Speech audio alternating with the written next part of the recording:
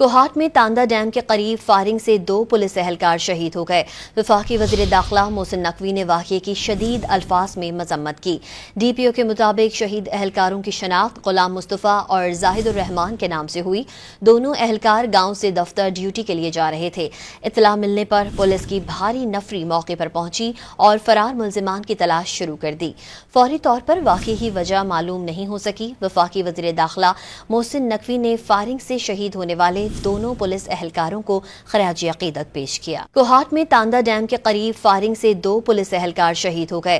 وفاقی وزیر داخلہ محسن نقوی نے واقعے کی شدید الفاظ میں مذمت کی۔ ڈی پی او کے مطابق شہید اہلکاروں کی شناخت غلام مصطفیٰ اور زاہد الرحمان کے نام سے ہوئی۔ دونوں اہلکار گاؤں سے دفتر ڈیوٹی کے لیے جا رہے تھے۔ اطلاع ملنے پر پولیس کی بھاری نفری موقع پر پہنچی اور فرار ملزمان کی تلاش شروع کر دی۔ فوری طور پر واقعے کی وجہ معلوم نہیں ہو سکی۔ وفاقی وزیر داخلہ محسن نقوی نے فائرنگ سے شہید ہونے والے دونوں پولیس اہلکاروں کو خراج عقیدت پیش کیا۔